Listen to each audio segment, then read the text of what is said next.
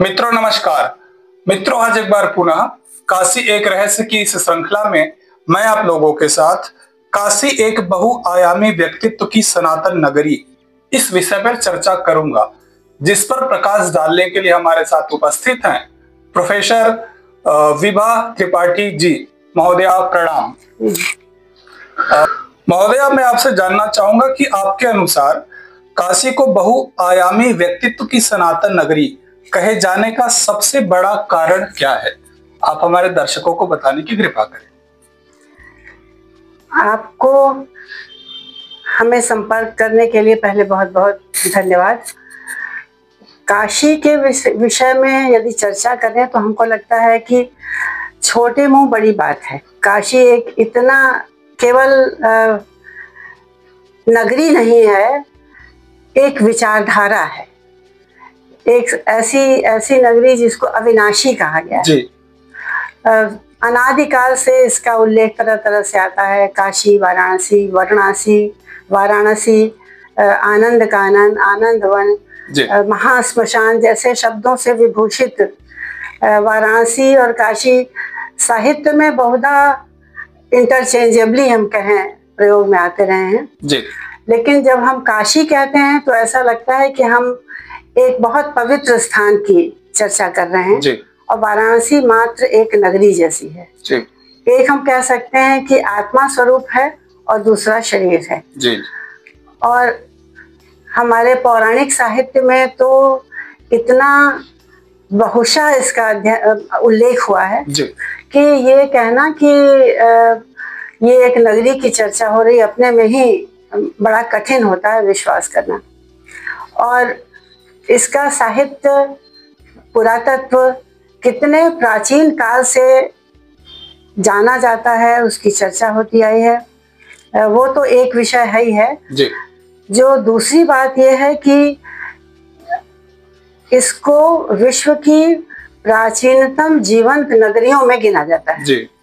जीवंत मतलब जिनका कभी भी ब्रेक नहीं हुआ, जो बराबर बनी रही और हमेशा वहाँ कुछ न कुछ इस तरह की एक्टिविटी होती रही, कार्य होता रहा, उसका उल्लेख होता रहा कि ये एक ऐसी परंपरा की वाहक है जो निरंतर्य की ओर संकेत देता है।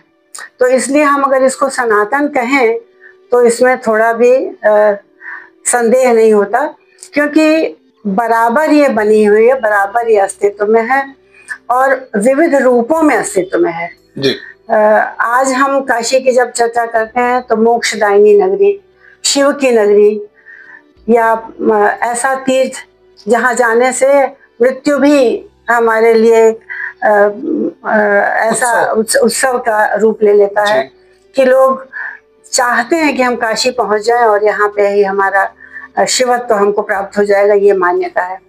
तो इस तरह देखें तो दो बातें हुई, एक तो इसका निर्बाध स्वरूप जी। और दूसरा इसका ऐसा चरित्र और व्यक्तित्व जो कि इसको ये नाम देती है कि ये एक सनातन नगरी है और साथ साथ बहुआयामी भी है। अब बहुआयामी की चर्चा हम लोग आगे करेंगे जी। लेकिन निश्चित रूप से बहुत कम विश्व की ऐसी नगरियां होंगी जिसके इतने आयाम हो कि उनको समझ पाना कठिन है। दार्शनिक अपने ढंग से समझता है, धर्म प्रवण ऐसा व्यक्ति जो कि बहुत पढ़ा लिखा नहीं है जी। लेकिन फिर भी वो भक्त है, उस रूप में रहने वाला व्यक्ति भी काशी को अपने ढंग से एक अलग तरीके से उसकी व्याख्या देता है जी। समझता है, उसकी चर्चा करता है। और इसके अलावा अगर हम अपने इतिहास में देखें तो बहुत ही समृद्ध नगरी के रूप में इसका उल्लेख हुआ है।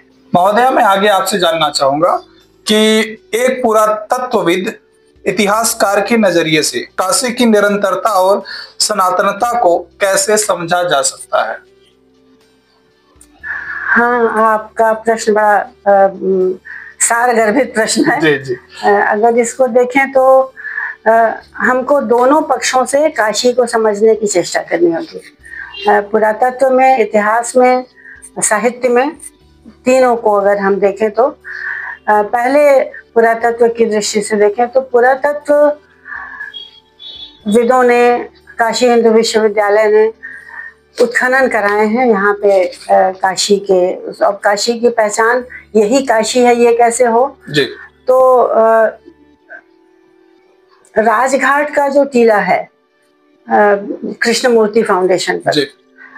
उसी को ये माना गया कि ये काशी का मुख्य स्थल रहा होगा और उत्खनन हुए और कई वर्षों तक वो उत्खनन होते रहे और आदि केशव घाट शायद काशी का प्रारंभ भी हम कह सकते हैं। जैसे घाटों की श्रृंखला में पहला वही घाट पड़ता है जहाँ से, तो हो सकता है कि वो परंपरा को ध्यान में रखते हुए जी। और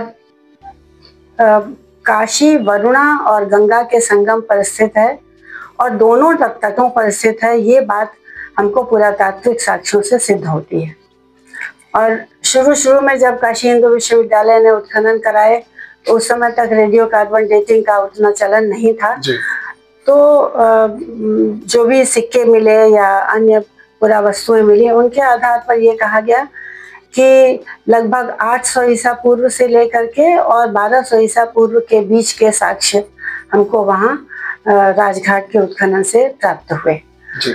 उसकी विशद रिपोर्टिंग हुई है हम लोगों के विभाग प्राचीन भारतीय इतिहास, संस्कृति और पुरातत्व के हमारे जो सीनियर आर्कियोलॉजिस्ट थे उन लोगों ने पब्लिश किया है जी।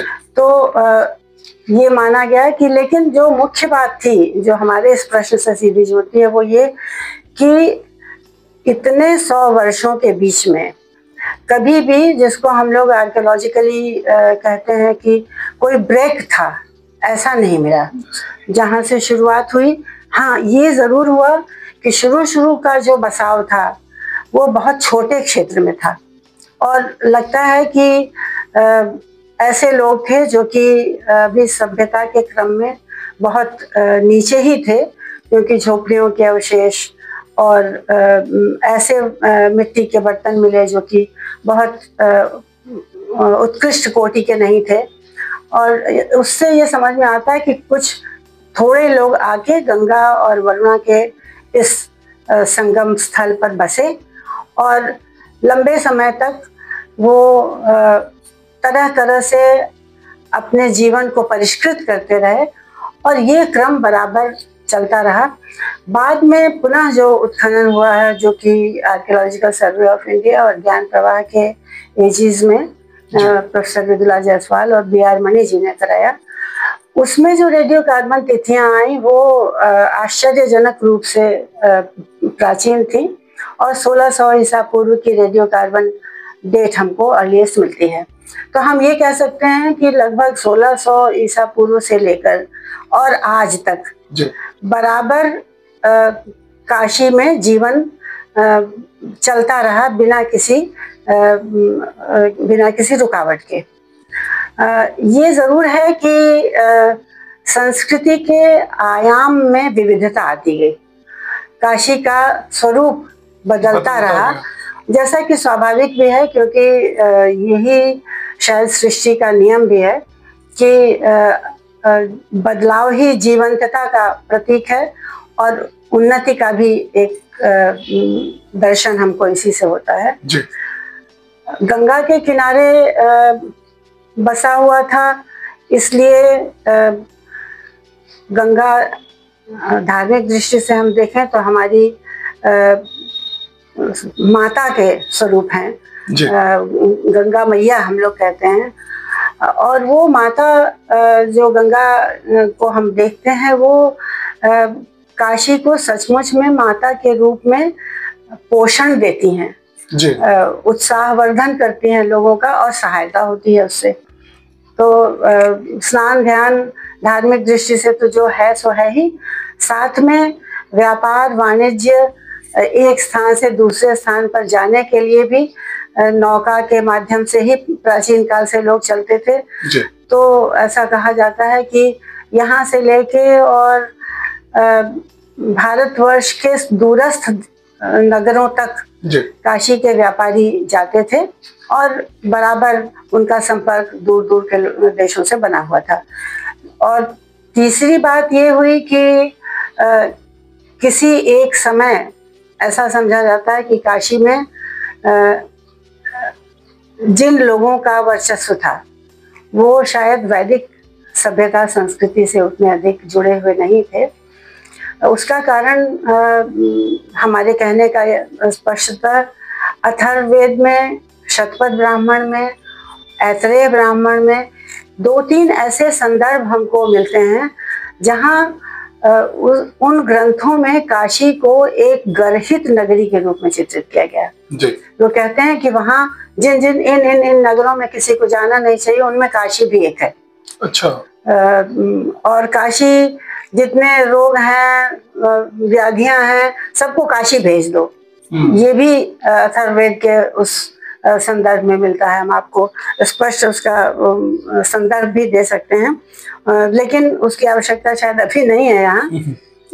लेकिन ये इससे समझ में आता है कि कदाचित वैदिक युग के उसमें काशी को एक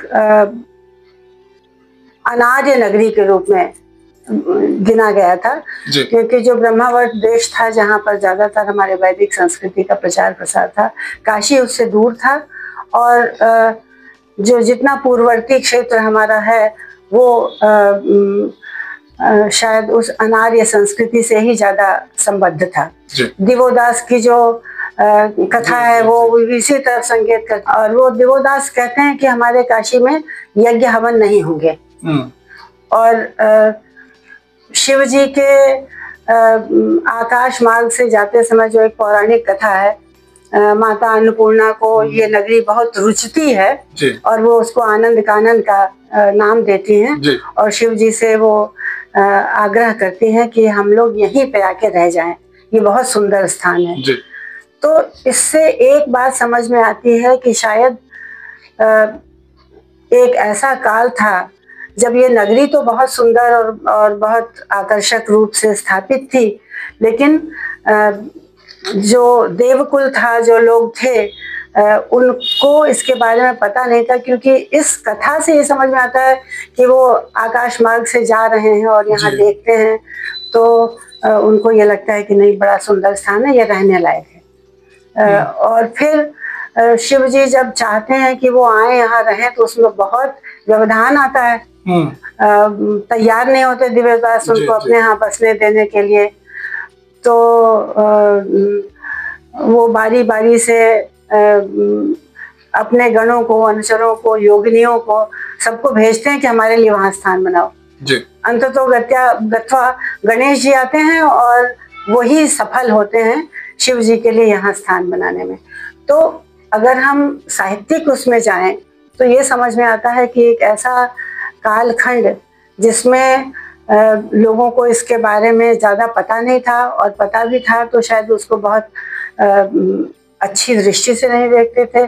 लेकिन एक दफ़े जब ये हो गया ज्ञान कि नहीं, ये बहुत अच्छी नगरी है, तब से लेके आज तक काशी बराबर इसी तरह के सुंदर स्थान के रूप में, ज्ञान की नगरी के रूप में, धार्मिक तीर्थ के रूप में प्रचारित प्रसारित होती गई। और पुराणों के काल में हम कहेंगे कि सबसे पहले काशी का वो धार्मिक स्वरूप स्थापित होता है जिस रूप में हम आज काशी को एक तीर्थ के रूप में जानते हैं। और स्कंद पुराण तो एक बहुत बड़ा काशी खंड ही लिखता है जिसमें 15,000 श्लोक हैं। और इसके अलावा अन्य पुराणों में भी काशी का बड़ा अच्छा वो है। लेकिन इसके पहले एक इंटरेस्टिंग संदर्भ हमको महाभारत में मिला। हम कभी कुछ पढ़ रहे थे तो कि कृष्ण ने काशी में आके काशी को जला दिया था और अपने कृतिकाओं को भेजा था कि इसको छिन्न भिन्न करो।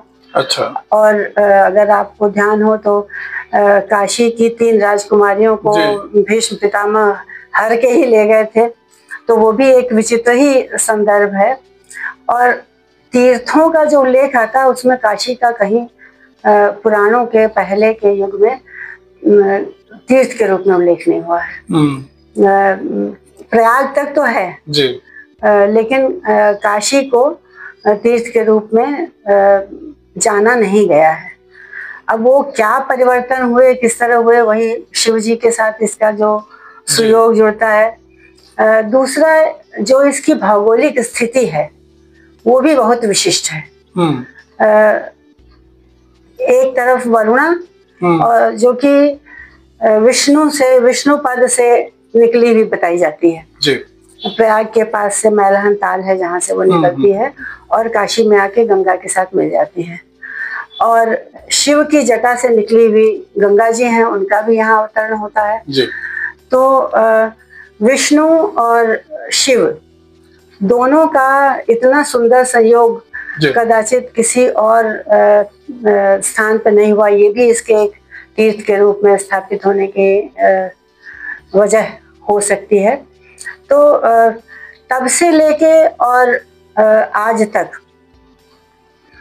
काशी एक तीर्थ के रूप में बराबर हर हिंदू के मन में ये भाव रहता है कि हमको काशी अवश्य जाना है एक बार जी। दक्षिण भारत में तो बहुत से ऐसे स्थान हैं जिनके नाम काशी के साथ जोड़ करके ही बनाए गए हैं। तो वहाँ पे 5 काशी उधर हैं। अच्छा। अब जो नहीं आ सकते होंगे हो सकता है वो वहीं पे अपना वो कर लेते हो पूरा। लेकिन ये निश्चित है कि इतिहास की दृष्टि से अगर हम देखें तो काशी को एक ऐसी सनातन नगरी के रूप में और एक विशिष्ट नगरी के रूप में हमारा इतिहास दिखाता है कि ये था। और आगे चल के हम देखें तो जब हमारे यहाँ स्टेट का हम कहते हैं स्वरूप बनने लगा जी। तो उसमें भी काशी मगध से ज़्यादा समृद्ध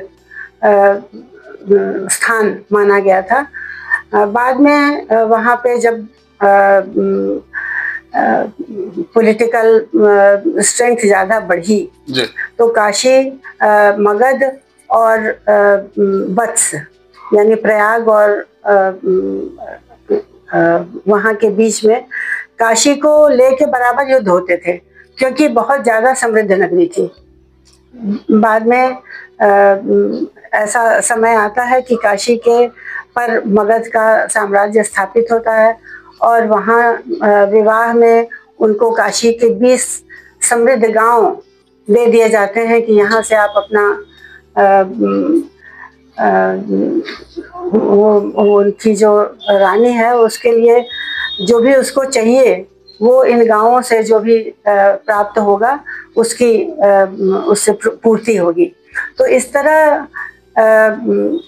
एक समृद्ध नगरी हमारे यहाँ 6ठी शताब्दी ईसा पूर्व में ही काशी की वो पहचान बन जाती है और तब से बराबर ये क्रम चलता रहता है जो कि हमें इतिहास में समय समय पे जब भी हम थोड़ा गहराई में जानने की कोशिश करते हैं तो दिखाई देता है कि काशी एक ऐसी नगरी थी जो कि बहुत समृद्ध थी, बहुत धार्मिक दृष्टि से विशिष्ट थी।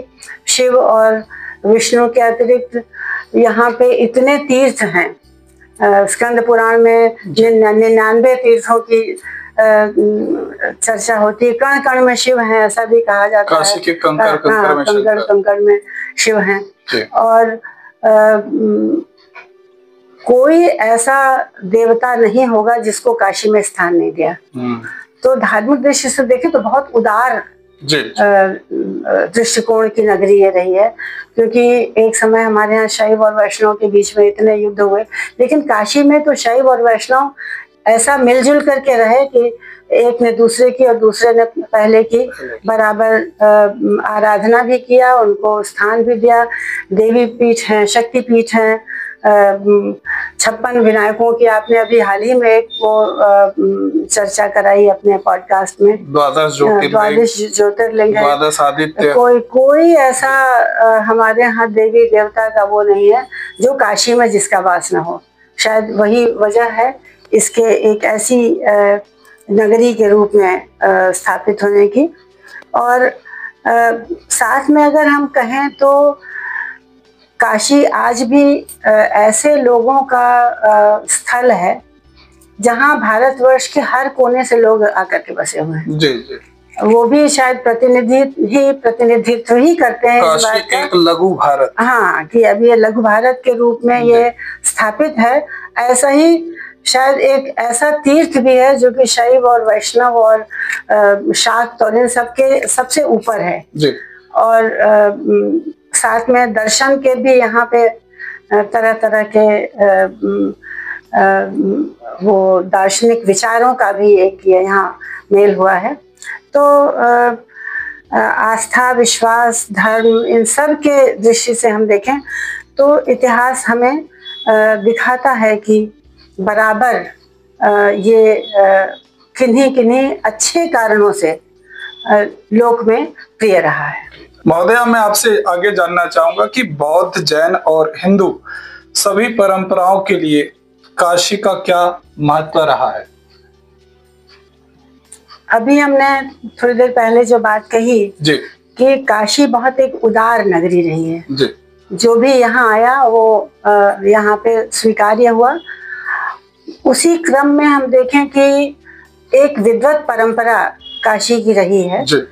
और जो भी दार्शनिक या जो भी विद्वान था उसको कहीं ना कहीं ये उत्कंठा रहती थी कि काशी जाके वो अपनी बात को लोगों के बीच में स्थापित कराए। शायद वहाँ अगर इसको स्वीकार्यता मिल जाए तो विश्व में कहीं भी उसको स्वीकार्यता मिल जाएगी। जी।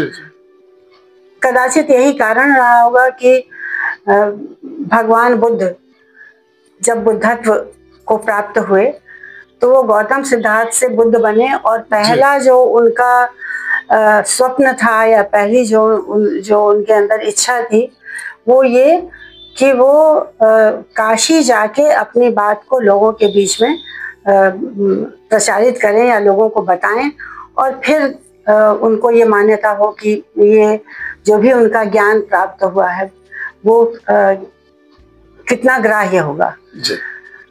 उसके पीछे जो एक मान्यता है, काशी ज्ञान की नगरी तो रही ही है और गुरुकुलों की परंपरा उस समय जो भी थी वो सारनाथ यहाँ का वो स्थल था जहाँ ऋषियों का, गुरुओं का, विद्वत जनों का स्थान था। इसीलिए इसको ऋषिपत्तन कहा गया है। बौद्ध साहित्य इसको ईशिपतन कहता है। तो वो ऐसा स्थान था जहाँ बहुत बड़ी संख्या में आश्रम रहे होंगे, जहाँ शिक्षा दीक्षा की व्यवस्था रही होगी। दार्शनिक आके अपने अपने विचारों को और मांझते परिष्कृत करते रहे होंगे, लोगों में बांटते पहुंचाते रहे होंगे। इसीलिए शायद बुद्ध भगवान पहले पहल बोध गया से काशी आए और काशी आके उन्होंने अपने उन 5 शिष्यों को या साथियों को भी यहाँ पर पाया जो उनको बीच में छोड़ के चले आए थे। उस दृष्टि से हम देखें तो काशी की ज्ञान नगरी के रूप में एक महत्ता तो स्थापित होती ही है। साथ ही बौद्ध तीर्थ के रूप में काशी को अपना एक विशिष्ट स्थान प्राप्त होता है। यहाँ आके उनका धर्म चक्र प्रवर्तन जो बुद्ध ने पहला अपना ज्ञान का वो किया वो यहाँ पे काशी में किया। और उसके बाद से एक समय के साथ सारनाथ बौद्ध शिक्षा का एक प्रमुख केंद्र बन गया।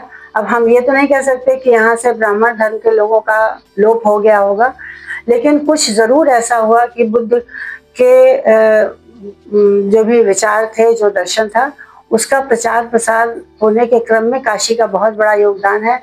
और जो यहाँ पे सारनाथ की मोनेस्ट्री है जो इतने सदियों तक स्थापित रही, जहाँ पे बौद्ध दर्शन, बौद्ध धर्म के लिए भिक्षु और भिक्षुणियाँ आते थे और वो ज्ञान प्राप्त करते थे। उनके मेडिटेशन चैम्बर्स बने हुए हैं। तो इस दृष्टि से हम देखें तो आज भी काशी एक परम आदरणीय और महत्वपूर्ण बौद्ध तीर्थ है। देश विदेश से आज भी आते हैं और अभी हाल के वर्षों में जो एक बुद्धिस्ट सर्कल बन रहा है, सर्किट बना रही है सरकार कि लोग कैसे कैसे जाएंगे, उसमें काशी का बहुत ही महत्वपूर्ण स्थान है।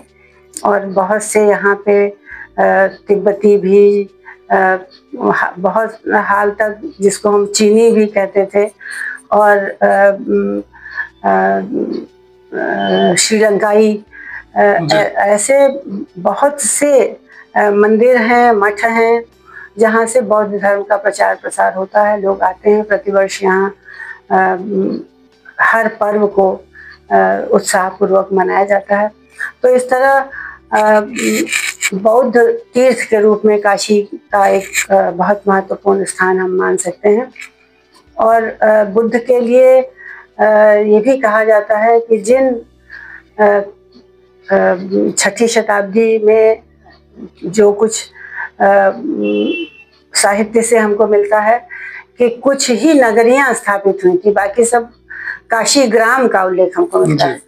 तो काशी ग्राम कब काशी नगरी बना, उस दृष्टि से भी हम देखें तो 4-5 कुछ नगरियां जहाँ पे बुद्ध पहले पहल गए थे, उनमें काशी एक था।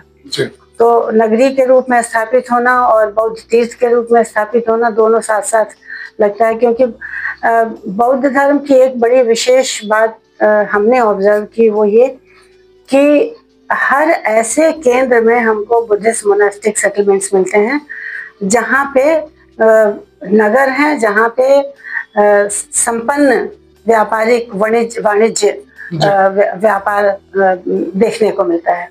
क्योंकि शायद इतना बड़ा अगर हमको वो चलाना है तो उसके लिए धन की आवश्यकता होगी। तो उस दृष्टि से भी बौद्ध तीर्थ बनने के लिए एक उचित स्थान ये रहा होगा। तो इन दोनों ही उससे जैन धर्म के विषय में देखा जाए तो यहाँ 3-4 तीर्थंकर हुए जो यहीं के माटी में पैदा हुए, यहाँ से उन्होंने बहुत कुछ संस्कार लिए होंगे और हमको बहुत सारे बौद्ध तीर्थ स्थल काशी में देखने को मिलते हैं।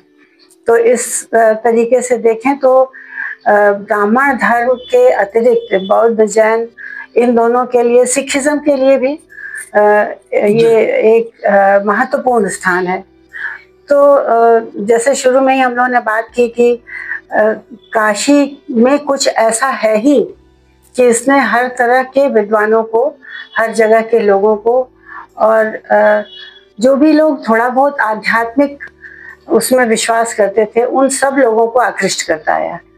तो बौद्ध और जैन तीर्थ तो ये निश्चित रूप से है ही। और बुद्ध यहाँ बार बार आए, उनके शिष्य लोग यहाँ रहे। एक नई शाखा का यहाँ से प्रारंभ हुआ बुद्धिज्म की। महोदय, आगे मैं आपसे जानना चाहूंगा कि काशी की संस्कृति में कला, संगीत और साहित्य का स्थान किस तरह बहुआयामी व्यक्तित्व की झलक देता है? बहुत अच्छी ये बात है, हम समझते हैं, क्योंकि काशी को एक तीर्थ कहा गया है। तीर्थ का मतलब वो स्थल जो सभी को आकृष्ट करे, जो सामान्य स्थलों से इतर अपना विशिष्ट स्थान रखता हो।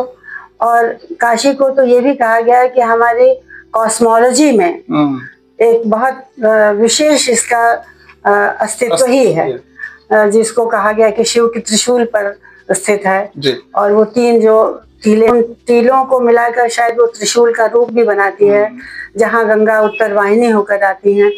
तो तीर्थ तो ये है, लेकिन तीर्थ के रूप में अगर हम काशी को देखें तो यहाँ जल तीर्थ और स्थल तीर्थ दोनों हैं। बहुत सारे आज तो जो हमारी सभ्यता जिस तरीके से बढ़ रही है उसमें वो कुंड और कूप भी धीरे धीरे विलीन हो रहे हैं, नदियों का नालों का क्या कहना। तो उन सब के किनारे जो हम लोगों ने सैकड़ों तीर्थों की बात की जिसका उल्लेख पुराणों में मिलता है, यहाँ तक कि अंग्रेजों के काल में आते आते भी हम लोगों को जेम्स प्रिंसेप ने बहुत बड़ी संख्या में ऐसे जल तीर्थों का उल्लेख किया है, ऐसे स्रोतों का किया है जो काशी में अलग अलग विशेष स्थानों पर बसाए गए हैं। और उसी श्रृंखला में हम देखें तो हम कहना चाहेंगे कि भारतीय संस्कृति की एक बहुत बड़ी विशेषता है कि हम एक ऐसी सामाजिक, आर्थिक, धार्मिक जो भी कह लीजिए व्यवस्था को मानते हैं जिसको हम पुरुषार्थ चतुष्टय कहते हैं। तो उस पुरुषार्थ की श्रृंखला में काशी में हम इसको धर्म तीर्थ, अर्थ तीर्थ और काम तीर्थ तीनों के वाहक के रूप में पहचानते हैं। धर्म तीर्थ की हम लोगों ने अभी चर्चा की, शिव की और अन्य देवी देवताओं का स्थल तो है ये, माँ गंगा का आशीष है इसको। और अर्थ तीर्थ के रूप में अगर देखें तो 6ठी शताब्दी ईसा पूर्व में जो उत्खनन काशी हिंदू विश्वविद्यालय के द्वारा हुआ, उस चरण में एक बहुत बड़े ऐसे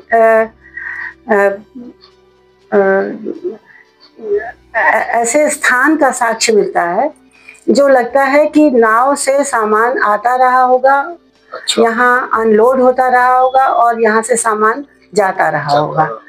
तो बहुत ही यूनिक एविडेंस है वो कि जैसे एक पोर्ट का साक्ष्य हम लोगों को मिलता है, बहुत बड़ा सा वो लकड़ी का बना हुआ प्लेटफॉर्म है जो पुरातात्विक उत्खनन से प्राप्त होता है। तो वो अपने में एक बहुत कॉन्क्रीट एविडेंस हम कहें, बहुत ऐसा साक्ष्य जो कि जिसको नकारा नहीं जा सकता, ये कहने के लिए कि हमारे देश में उस काल से ही काशी में इतना बड़े पैमाने पर व्यापार होता था कि हम इसको अर्थ तीर्थ के रूप में वो कर सकते हैं। अगर हम जातकों में जाएं तो हम समझते हैं कि 20 ऐसे जातक होंगे जिसमें काशी की समृद्धि की चर्चा मिलती है। हमने 2 मिनट पहले आपसे कहा कि बुद्ध जिन नगरियों में गए अपने जीवन काल में उनमें काशी एक था, क्योंकि यहाँ की समृद्धि भी उनको यहाँ आकृष्ट करती है। और बहुत इंटरेस्टिंग दूसरी बात यह है कि काशी का जो सेटलमेंट पैटर्न जिसको हम जिस तरीके से नगर विन्यास हुआ है वो भी अपने में बहुत महत्वपूर्ण है, जो कि इसकी समृद्धि में सहायक रहा होगा। आज भी हमारे यहाँ ठठेरी गली है और इस तरह के ढेरों नाम हैं जो, और जातकों में स्वर्णकार भी थी और दंतकार भी थी, इस तरह के। तो ऐसी गलियां, ऐसे क्षेत्र जो कि विभिन्न शिल्पों के लिए और कला के लिए पूरी तरह समर्पित थे, वो लोग इस तरह का ही काम करते थे। और बुद्ध के काल में उसको कंचन पट्ट का उल्लेख हमको मिलता है, ऐसा कपड़ा जो कि सोने की तरह दमकता हो। आज भी ब्रोकेड का चलन है यहाँ। तो कहा जाता है कि बुद्ध भगवान का जब महापरिनिर्वाण हुआ तो उस समय उनके शरीर को लपेटने के लिए जो कपड़ा गया वो काशी से गया। उसी में वो उसकी विशेषता ये थी कि वो इतना गफ था, इतना सघन था कि उसमें से तेल भी मुश्किल से निकल पाएगा, क्योंकि उसमें लपेट करके शरीर को रखने का चलन था। तो तब से लेके और तरह तरह के कपड़ों का, गहनों का व्यापार यहाँ से होता रहा। एक उसमें स्वर्णकार है, वो कहता है कि स्वर्णकारो हम बहुधनो, बहुत समृद्ध स्वर्णकार। पाणिनि इस नगरी के लिए एक शब्द इस्तेमाल करते हैं जिसको जित्वरी कहते हैं। वो जहाँ पे हमको वो सब कुछ मिल जाएगा जिससे हम समृद्ध हो पाएंगे व्यापार वाणिज्य में और क्षेत्रों में भी। तो हमने पुरुषार्थ से इसको इसलिए जोड़ा कि धर्म के साथ साथ अर्थ और काम भी हमारे लिए उतना ही महत्वपूर्ण है। तो बहुत संक्षेप में ही हमने आपसे कहा कि इसको धर्म तीर्थ के साथ साथ अर्थ तीर्थ भी अगर हम कहें तो इसमें किंचित अतिरंजना नहीं होगी। किसी एक व्यापार में उसको जो हमने अभी देखा था कि कर्मकार भी थी, लौहकार भी थी, कांस्यकार भी थी, इस तरह के उनका उल्लेख मिलता है। और एक अट्ठकथा में लिखा है कि 500 खच्चरों पर लाद करके और काशी का व्यापारी श्रावस्ती जाता है लाल रंग के कपड़े लेके। या बावेरू जातक है, अब उसको विद्वानों ने कहा है कि वो तो बेबीलोनिया तक व्यापार करते थे। अब डायरेक्ट तो नहीं रहा होगा, लेकिन तो वो भी एक वजह होगी कि क्यों काशी में हमारे यहाँ सब बाहर से लोग आए और यहाँ बसते चले गए।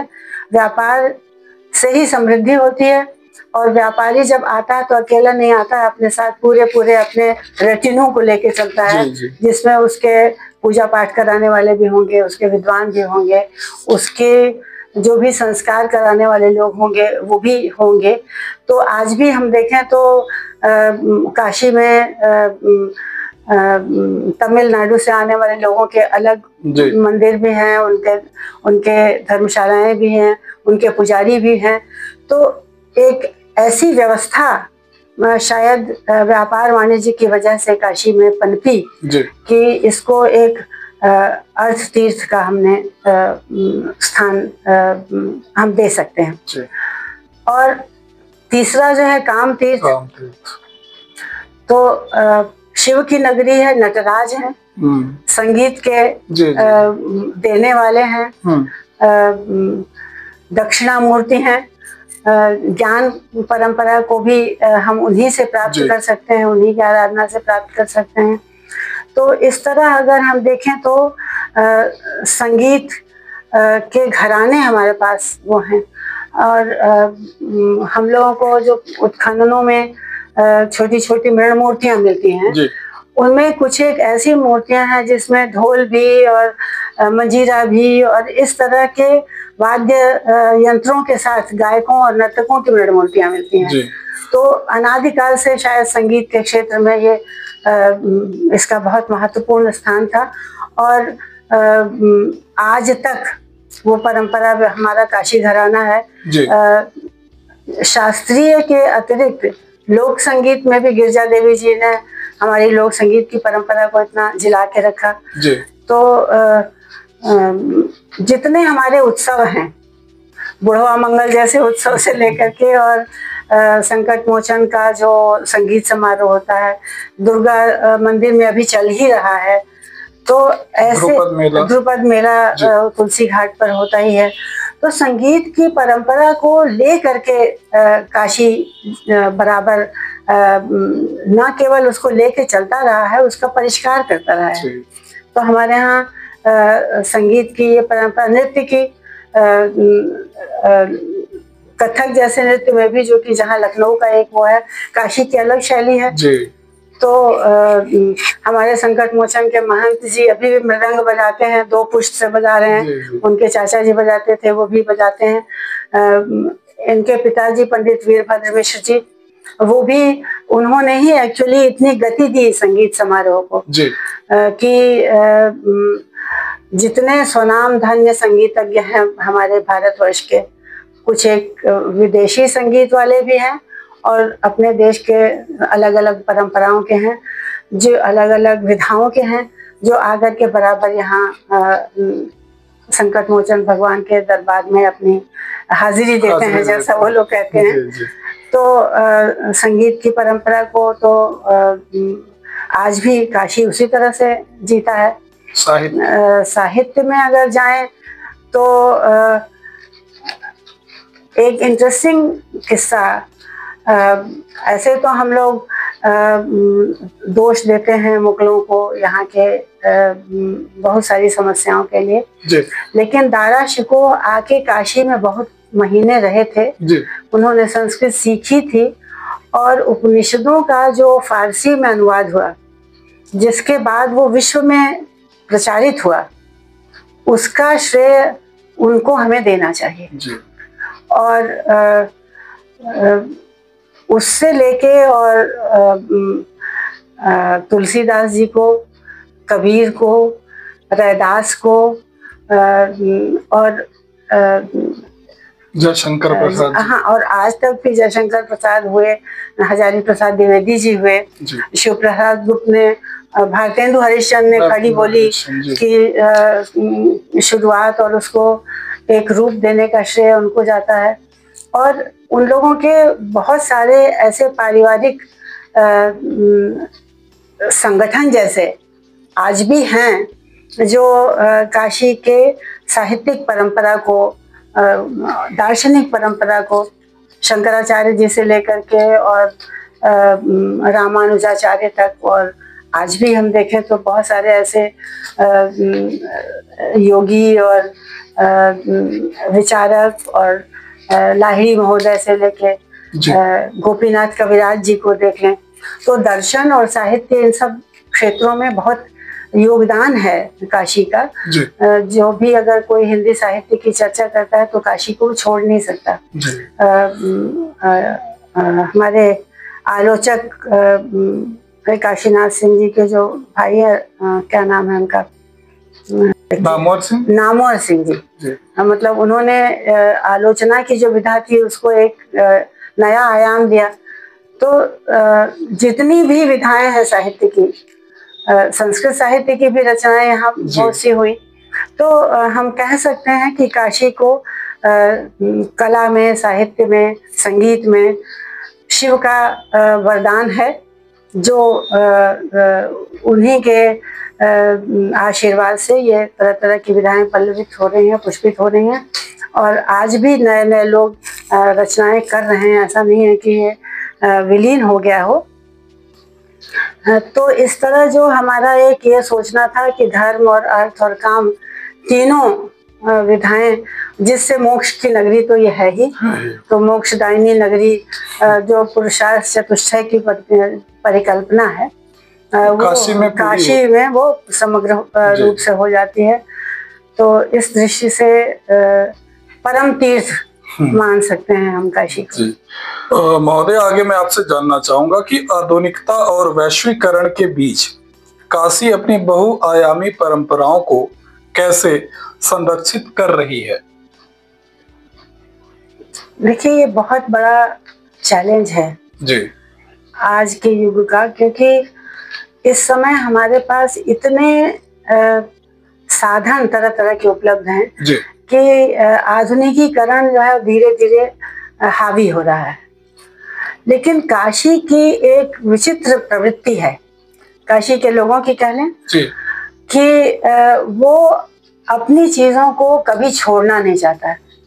चाहे वो जलेबी कचौड़ी खा के और उसका आनंद लेने की बात हो, चाहे अपने मेलों में और उत्सवों में जाके शामिल होने की बात हो।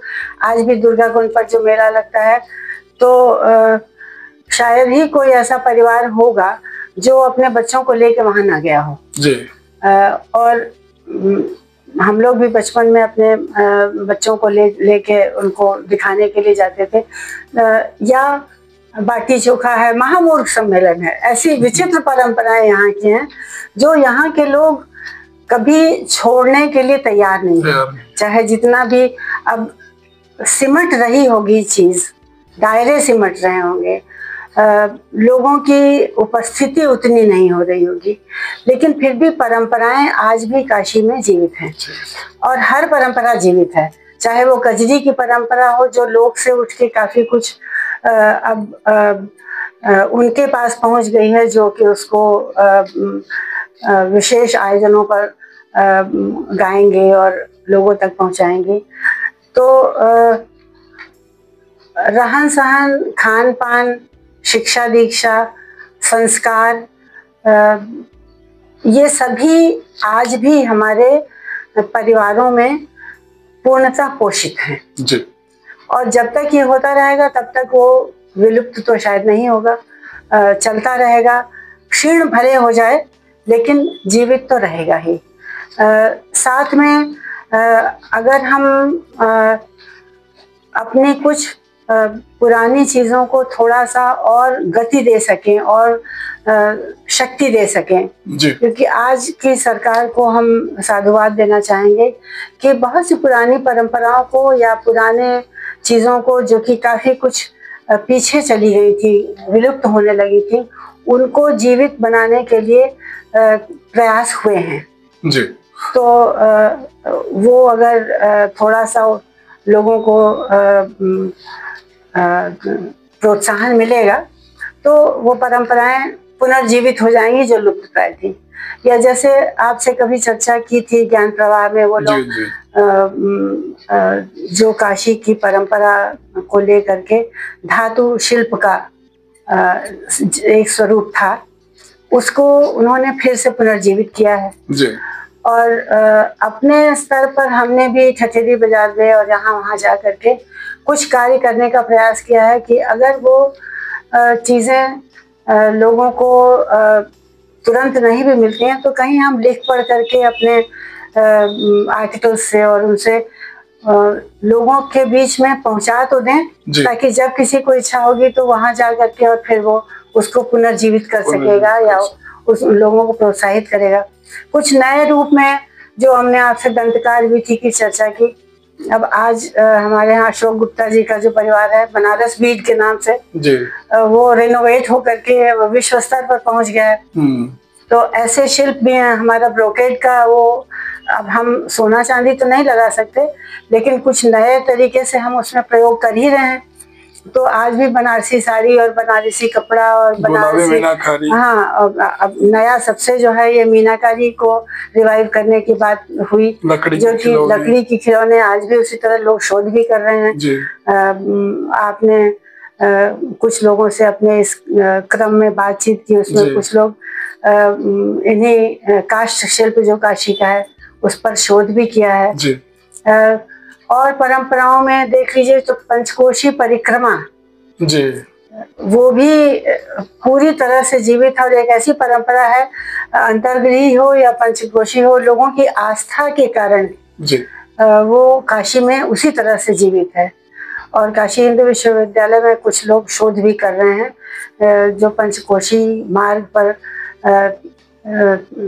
देवालय हैं, छोटे छोटे विग्रह हैं जी, वो क्या हैं, उनको देखा जाए। और उन्हीं के साथ साथ जो ज़्यादा इंटरेस्टिंग भी लगता है कि हमारी परंपरा में शास्त्रीय परंपरा के साथ साथ लोक परंपरा बराबर समानांतर रूप से चली है और जी रही है। सती पूजा से लेके योगिनियों की पूजा, चाहे मातृ देवी की शक्ति की उपासना और वीर पूजा, हमारे शहर में कितने सारे मोहल्ले हैं। हम तो भोगा बीर में बैठ के आपसे बात कर रहे हैं, लौरा बीर है। ये वीर लोग कौन थे? शायद इन नामों के माध्यम से और समय समय पे इनके नाम पे बिरहा श्रृंगार, ये परंपरा अभी जीवित है जी, जी। लोग करते हैं। कम से कम लोग जीवन में उनका बहुत गहरी पैठ है, लोग आनंद पूर्वक उसमें भाग लेते हैं। तो ये भी परंपराएं हम जीवित रख रहे हैं या अपने से जीवित हैं, हमारे बिना किसी प्रयास के। लेकिन अगर प्रयास हो तो निश्चित रूप से, और जो हमारी विद्वत परंपरा है जी, उसको भी और पोषण की और गति देने की आवश्यकता है। अभी भी हमारे यहाँ बहुत ऐसे पंडित होंगे जो बाहर निकल के आपके पास आके अपने को स्थापित करने की चेष्टा नहीं करेंगे जी, लेकिन वो बहुत उद्भट विद्वान हैं। वैदिक परंपरा में, उसके उद्गायन की परंपरा में, काशी में अभी भी बहुत सारे ऐसे लोग हैं। तो आज आवश्यकता है कि उनकी शिष्य परंपरा को हम लोग किसी तरह से और परिवर्धित करें जी। और ये होता रहेगा तो काशी के साथ साथ हमको लगता है कि विश्व स्तर पर भारतवर्ष की भी जो परंपराएं हैं, जो ज्ञान कोश है, उसका भी परिवर्धन होता रहेगा। यही हम समझ पाते हैं कि ऐसा होते रहना चाहिए। महोदया, क्या आप मानती हैं कि काशी विश्व के लिए एक सांस्कृतिक आध्यात्मिक मॉडल प्रस्तुत करती है या कर सकती है? जितना हम लोग काशी को जानते हैं निश्चित रूप से कर सकती है जी। क्योंकि अभी भी काशी में वो बहुत सारी परंपराएं और बहुत सारे ज्ञान के क्षेत्र जीवित हैं जो कि आगे की पीढ़ी को उससे न केवल सिखा सकती हैं, उसको आगे बढ़ाने के लिए प्रेरणा भी दे सकती हैं। तो ये तो हमारे लिए काशी का एक बहुत बड़ा योगदान हो जाएगा। काशी की जो हम लोगों ने कहा कि एक कॉस्मोपॉलिटन टेम्परामेंट है, लघु भारत वाला है। उसके साथ साथ काशी में एक और भी विशेषता काशी की रही है कि यहाँ की गंगा जमुनी तहजीब रही है और नज़ीर बनारसी जैसे लोग हुए हैं जो कि हमारे गंगा माँ की और शिव जी की उपासना अपने ढंग से करते आए हैं। बिस्मिल्लाह खान हर मंदिर में जाके अपना शहनाई बजाते रहे हैं और उनके भाव में ये दिखाई देता है कि कितने ज़्यादा वो समर्पित हैं काशी के इन स्पिरिचुअल ट्रेडिशंस के प्रति और धार्मिक भावनाओं के प्रति। तो आज हमारे समाज में दुराव और वैमनस्य का एक वातावरण बन रहा है जो अगर हम गहराई से सोचें तो किसी भी सभ्य समाज के लिए ठीक नहीं है। दूसरा, इतिहास के विद्यार्थी होने के नाते अगर हम इतिहास में झांकते हैं तो हम ये देखते हैं कि जिस जिस कालखंड में इतिहास के सौमनस्य रहा है और समृद्धि रही है, उस कालखंड में साहित्यिक सर्जना बहुत बड़े उस पर हुई है। गुप्त काल का इतिहास इसका बहुत प्रबल प्रमाण है। जब कालिदास जैसे कवि हुए या विक्रमादित्य का नाम हम लोग लेते हैं तो इन कालों में एक सर्वांगीण विकास हुआ। तो आज आवश्यकता है कि हम एक ऐसे समाज की रचना करें जो कि सबको साथ लेकर के चले और काशी इस दिशा में एक लीड ले सकता है, लोगों को दिशा देने की स्थिति में है। दूसरा, काशी में एक बहुत बड़ी यहाँ की विशेषता है कि बहुत सरल स्वभाव वाले लोग रहते हैं। पंडित जसराज का संगीत का वो समारोह हम लोग जाते रहे हैं सुनने के लिए। उन्होंने कभी ये बात कही कि अदना सा श्रोता जो हमारे बीच में बैठा हुआ है उसको भी ताल की, लय की, राग की इतनी गहरी पकड़ है कि काशी में कुछ गाने के पहले सोचना पड़ता है कि आप तो इन साधारण लोगों को भी हमें वो स्थान देना चाहिए जिनको हम साधारण मानते हैं। और यहाँ की फक्कड़ी सधुक्कड़ी जो प्रवृत्ति है जो अब तो कम दिखाई देता, नहीं तो कुछ समय तक गंगा जी से गमछा लपेटे हुए स्नान करके आते हुए आपको ऐसे लोग मिल जाएंगे जो कि काशी के सबसे समृद्ध लोगों में एक है।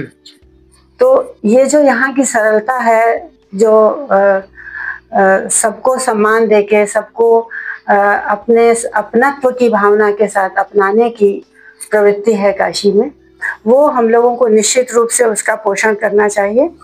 और भारतीय संस्कृति की एक दूसरी जो विशेषता है, डाइवर्सिटी को हम हमेशा से सेलिब्रेट करते आए हैं। तो उस डाइवर्सिटी को सेलिब्रेट करने के लिए ज़रूरी है कि बौद्ध हों, जैन हों, सिख हों, मुस्लिम हों, उन सब को हमें उनका वो स्थान देना चाहिए। आज अगर काशी के साड़ी की, काशी के सिल्क की पहचान है तो उसको बनाने वाला कौन है? मुस्लिम समाज सभी वही लोग हैं जी। तो उनको हमें प्रोत्साहित करना चाहिए, उनको हमें वो सम्मान देना चाहिए जिसके वो अधिकारी हैं, नहीं तो हम कहाँ से वो चीज़ें लेके आएंगे। ज़्यादातर जो कारीगरी है वो उन्हीं के बीच में है। काशी में काष्ठ कला के साथ साथ पत्थर में उकेर करके बहुत सुंदर कारीगरी करने की परंपरा है। वो भी तो हमारे कहने का मतलब ये है कि ये जो इस तरह की जहाँ कबीर जैसा संत होता है जी, जो बिना लाग लपेट के सभी को वो सही मार्ग दिखाता है जिस पर उसको चल करके और शायद मोक्ष तो नहीं लेकिन आनंद जरूर मिलेगा। तो चाहे तुलसी रहे हों जिन्होंने राम के उपासक होते हुए भी शिव का भी उसी तरह से शिव की भी अर्चना की, देवी की भी अर्चना की, चाहे कबीर रहे हों, चाहे हजारी प्रसाद द्विवेदी जैसे अत्यंत सरल लेकिन उद्भट हिंदी के विद्वान रहे हों, उनके भी जो भी कृतियां पढ़िए तो उसमें समझ में आता है कि कितने ज़्यादा वो जो सामाजिक समरसता है उसकी चर्चा करते हैं। दार्शनिक होने के साथ साथ बिल्कुल जमीन पर हैं। ये काशी की शायद बहुत बड़ी विशेषता है। तो हमारे यहाँ की मिठाइयों की और व्यंजनों की जो परिपाटी है, चाहे साहित्यिक उसकी परिपाटी हो, चाहे दर्शन की परिपाटी हो, सबको ले करके अगर हम अपने नई पीढ़ी को उससे अवगत कराएं और ऐसा अवगत कराएं कि वो भी उससे उसी तरह आकृष्ट हो कि उसको बढ़ाए, संगीत की परंपराओं को बढ़ा ही रहे हैं लोग। तो शायद काशी का जो ये टेम्पर है इसको हम लोक में और अधिक प्रचारित करें और अधिक लोगों तक पहुंचाएं। आप भी एक उसी तरह का कार्य कर रहे हैं जो कि काशी के विभिन्न आयाम जो हैं उनकी चर्चा लोगों के बीच में आप करके पहुंचा रहे हैं, लोगों को एजुकेट कर रहे हैं। तो शायद भविष्य में ये बातें और अधिक लोगों तक पहुंचेंगी और अभी आधुनिकता के दौर में चाहे लोग उसको भूल गए हों या कम महत्व दे रहे हों, जैसे जैसे मैच्योरिटी आती है वैसे वैसे इन चीज़ों के प्रति लोगों का लोग लौट के आते हैं। तो आशा है कि काशी की प्राचीन संस्कृति जिसकी हम लोग इतनी ज़्यादा प्रशंसा करते हैं, जिसके हम लोग इतने ज़्यादा कायल हैं और जिसकी हमारे अलावा बाहर के लोग भी प्रशंसा करते हैं, तभी इतनी बड़ी संख्या में हमारे टूरिस्ट आ रहे हैं जी। तो वो टूरिस्ट ना हो करके तीर्थयात्री बन के आए तो ज़्यादा शायद अच्छा होगा। और हमने जो कहा कि धर्म, अर्थ और काम इन तीनों तीर्थ के रूप में जो काशी की हम प्रतिष्ठापना कर सकें, उसकी ओर आकृष्ट होकर के आए तो शायद आर्थिक दृष्टि से भी आज हमारे सामने चैलेंज है कि हमको स्वदेशी की ओर लौटना ही लौटना है जी। जो अभी नई टैरिफ लग रही है अमेरिका के द्वारा, तो अगर हम अपने ही स्वदेशी को लेकर के आगे बढ़ चलें, जिसका केंद्र रहा है काशी जी, तो उस दृष्टि से भी हम इसको बहुत ऊंचाई पर ले जा सकते हैं और नई पीढ़ी उससे लाभान्वित हो सकती है। तो हम आशा करते हैं कि इसको हम लोग आगे बढ़ा पाएं। अब ये सारा दायित्व हम लोग नई पीढ़ी पर डाल देते हैं, आप जैसे लोग इसको आगे बढ़ाएं, आगे ले जाएं। महोदय, अभी आपने आने वाली पीढ़ी के विषय में बात किया, तो उसी को ध्यान में रखते हुए मैं आपसे आगे जानना चाहूंगा कि आने वाली पीढ़ियों को काशी से क्या सीखने की सबसे अधिक आवश्यकता है? काशी की सहजता। काशी की सहजता, जिस ढंग से हम किसी भी आगंतुक को अपना लेते हैं जी, किसी विद्या को एक ललक के साथ ग्रहण करते हैं जी, वही हमारी शायद सबसे बड़ी, सबसे मजबूत हम कहें कि स्ट्रेंथ जिसको हम कहते हैं वो है। और हम लोगों ने चर्चा की कि इस तरह की बातें अगर हम नई पीढ़ी तक पहुंचा सकें तो वो पीढ़ी जो कि थोड़ा भटक रही है, आधुनिकता की दौड़ ने जिसको आवश्यकता से अधिक अपनी ओर खींच लिया है, वो भी लौटेगी जब उसको इसका एहसास होगा कि वो सब ज़्यादा दिखावटी है और जो सहज, आकर्षक, आनंददायी पक्ष हैं, चाहे वो भोजन हो, मिठाई हो, चाहे तरह तरह के और व्यंजन हो जो कि काशी में आज भी जो लोग यहाँ से छोड़ के चले गए वो भी याद करके आके उन चीज़ों को खोजते हैं। और शायद वो चाची की कचौड़ी इसका एक ऐसा उदाहरण है जिसके मरने पर विदेशी अखबारों में आधे आधे पेज के कॉलम्स लिखे गए। तो जो चले गए वो काशी के आकर्षण को लेके जहाँ जहाँ है वहाँ जी रहे हैं। इतने विद्यार्थी यहाँ से निकलते हैं, काशी हिंदू विश्वविद्यालय के हम लोग उससे जुड़े रहे हैं और आज भी उन विद्यार्थियों से मिलने पर ऐसा लगता है कि वो कितने एक स्वर्गीय आनंद जैसे उसमें चले जाते हैं जब वो काशी को याद करते हैं। चाहे यहाँ का पान हो, चाहे यहाँ की मिठाई हो, चाहे यहाँ के लोग हों, वो उनको विस्मृत नहीं होते। तो ये बना रहे काशी का आकर्षण, काशी की सहजता, काशी का प्रेम, जिस ढंग से हम सबको अपना बना लेते हैं। तो काशी का भविष्य भी उज्ज्वल है और शायद देश के लिए भी हम काफ़ी कुछ देने की स्थिति में हैं। वो भी एक महत्वपूर्ण पक्ष होगा।